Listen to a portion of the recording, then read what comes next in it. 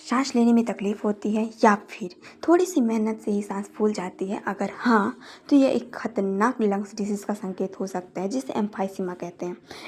Emphysema actual में होता क्या है? तो यह एक क्रॉनिक डिसीज़ होती है जिसमें हमारे लंग्स के अंदर जो मौजूद छोटे छोटे एयर सैक होते हैं जिसे एल्वोलाई बोला जाता है वो डैमेज हो जाते हैं, जिससे लंग्स की ऑक्सीजन लेने की कैपेसिटी धीरे धीरे कम हो जाती है। ठीक है, अब बात करते हैं काउजेस की।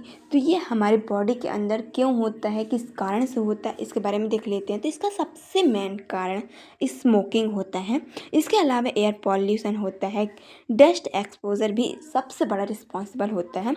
ठीक है, कुछ केसेस में क्या होता है कि जेनेटिक कारणों से हमारे बॉडी में भी आ सकता है, जैसे कि अल्फा 1 एंटीट्रिप्सिन डेफिशिएंसी के कारण।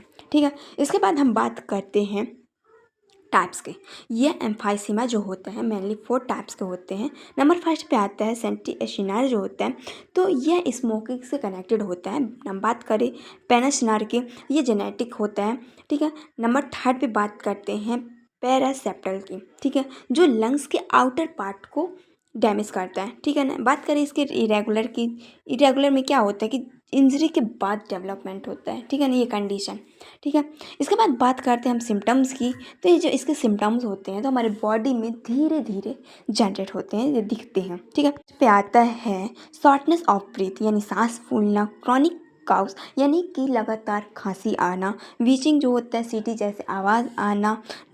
सीवियर केसेस में तो क्या होता है कि सीवियर केसेस में हमारे नेल और लिप्स ब्लू कलर के पड़ जाते हैं। क्यों पड़ जाते हैं? क्योंकि हमारे बॉडी के अंदर जो एल्वोलाई होता है, ठीक है ना, लंग्स के अंदर जो एल्वोलाई होता है जब डैमेज हो जाता है तो हमारे ब्लड को प्रॉपर तरीके से ऑक्सीजन नहीं मिल पाती है, जिससे हमारे बॉडी में ऑक्सीजन की कमी हो जाती है और हमारे लिप्स और नेल नीले पड़ जाते हैं। ठीक है, इसके बाद बात करते हैं डायग्नोसिस की। डायग्नोसिस जो होता है, डायग्नोसिस के लिए डॉक्टर कुछ टेस्ट परफॉर्म करते हैं, जैसे कि फिजिकल एग्जामिनेशन हो गया, चेस्ट एक्सरे या फिर सीटी स्कैन हो गया। ठीक है, फिर पल्मोनरी फंक्शन टेस्ट भी परफॉर्म किया जाता है और इसके अलावा ब्लड टेस्ट भी किया जाता है, जिसमें क्या होता है कि ऑक्सीजन लेवल को चेक किया जाता है।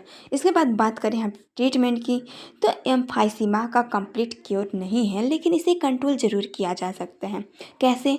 स्मोकिंग छोड़ना सबसे ज़रूरी होता है। इसके अलावा इन्हेलर्स, स्टेरॉइड और ऑक्सीजन थेरेपी मदद करते हैं।